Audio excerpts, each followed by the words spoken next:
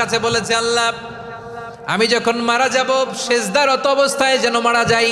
ঠিকই আল্লাহ সেজদারত অবস্থায় সাইয়েদনা আজরাইলকে পাঠিয়ে দিলেন। সেজদারত অবস্থায় লোকটা মারা গেল। 500 বছর ইবাদতের পরে আল্লাহর দরবারে কিয়ামতের কঠিন ময়দানে যখন লোকটা হাজির হয়ে যাবে, আল্লাহ বলবেন, আদখিলু আবদি আল জান্নাতা বিরহমাতি, আমার বান্দাকে আমার দয়া আমার ভালোবাসা দিয়ে জান্নাতে ঢুকায়া দাও। 500 বছর ইবাদত করছে তো আমার দয়ায় আমার বান্দারে জান্নাত দাও। এই বান্দা বলে, বালবি আমালি, আল্লাহ তোমার দয়া লাগবে কেন?